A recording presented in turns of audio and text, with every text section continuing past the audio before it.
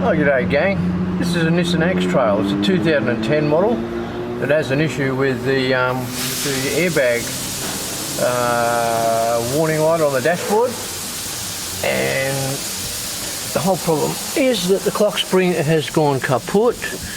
If we turn on the ignition, you will see that the airbag light does not extinguish, and we have no horn. Airbag connection's not good. So first thing we're going to do, get the steering wheel spoke position in a straight ahead there. Then we're going to come down on the sides of the wheel. You'll see these plugs here. Oh, not really plugs, they're little plastic discs. They just pull out like that. They're pretty simple.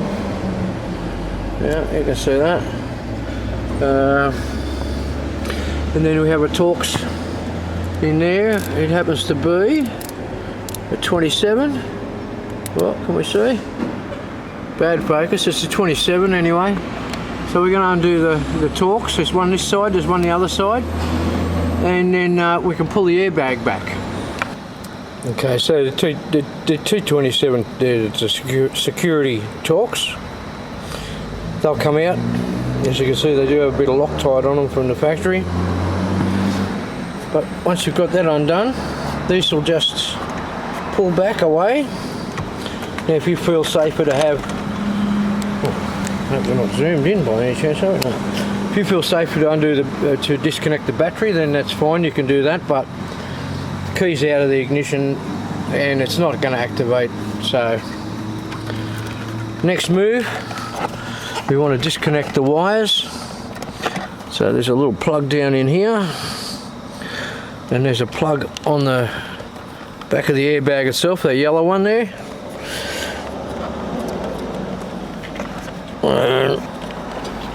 I'll just need 2 fingers, so just give me a sec. Okay, so this plug here, just get a small screwdriver. You can just push the little tab in there and pull the wire out. And on this piece, we just need to pick the black bit up, and then this will come off.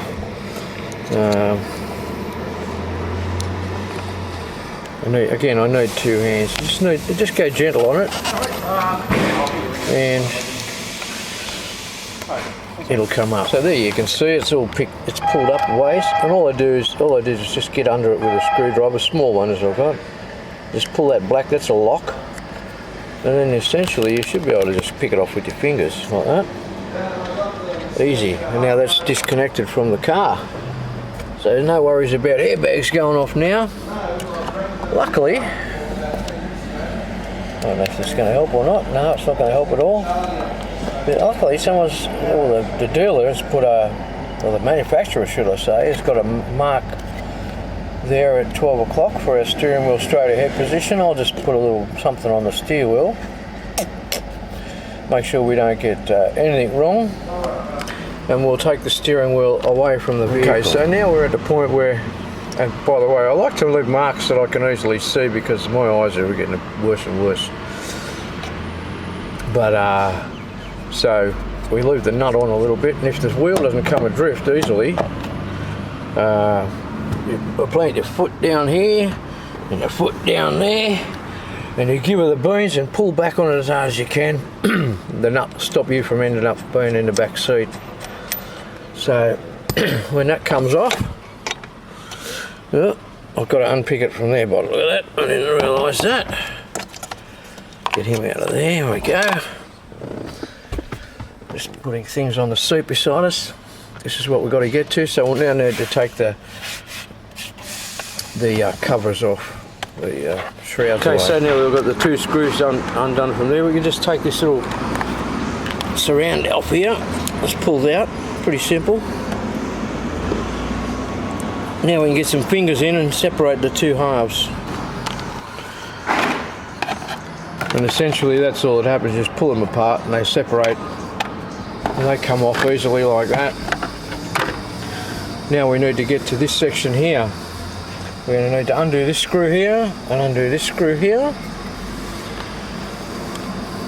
Okay, so the next thing we've got to do is pull the whole lot up, there are wires behind. You'll have to disconnect.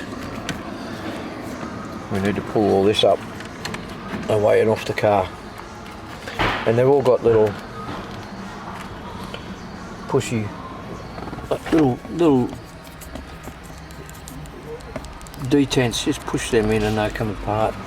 So we've got to get in the back there, and there, under here, and we'll pull this away from the car. So we'll pull this one out of here, and we can fling this over, tip it upside down.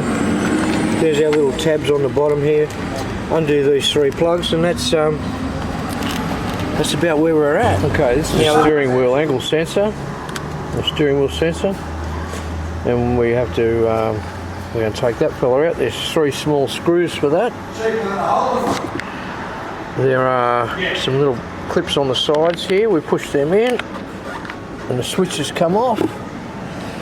Same on the other side. There's a little clip that's there, and there's another one just here. Push that in, push that in.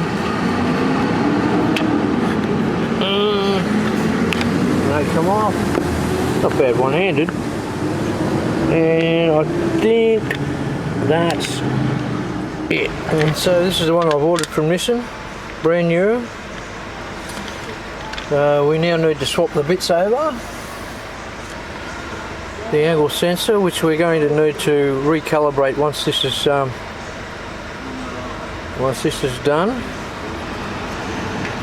And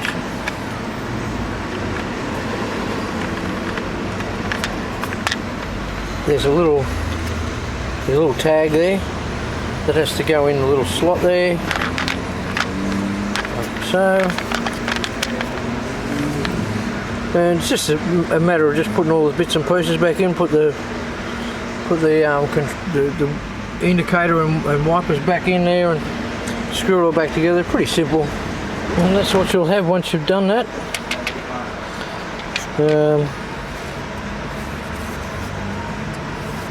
There's the angle sensors on there, our controllers are on there. Now we just need to plug them all back in, flick it back over the top, plug this fella back on. Now we want to leave, you'll notice that there's a plastic cover over here. Leave that on for as long as you possibly can while you're operating on this, because this holds that in the straight ahead position. So there we are, all plugged in. They'll only go the one way, and don't forget this one here. This is for your sensor, for your steering angle.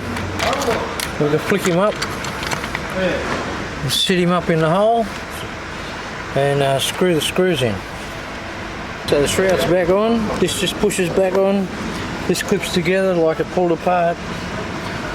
There's our steering wheel turn, and this is where we get to take this little cover off here.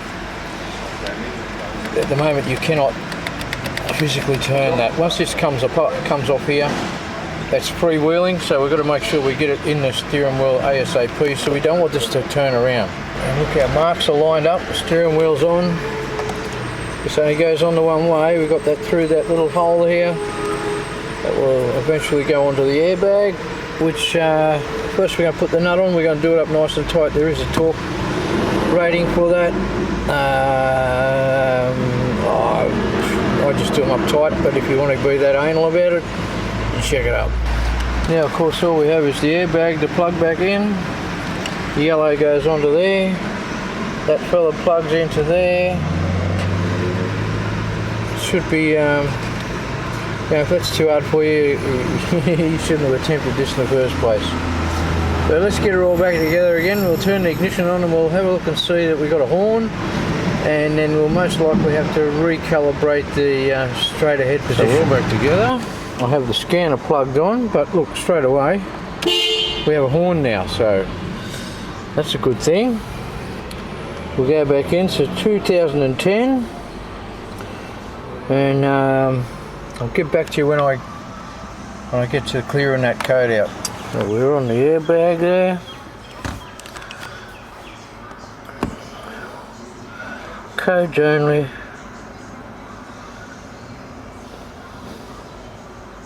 Current code, no codes. That's fantastic. History codes will be driver's airbag. There you go.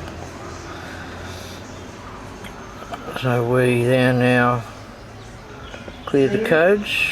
It's left there 9 o'clock this morning, so it's on the courier. So we're waiting on the front courier. Happy days. No airbag. No airbag light. And what else are we going to have to do here? We'll start him up.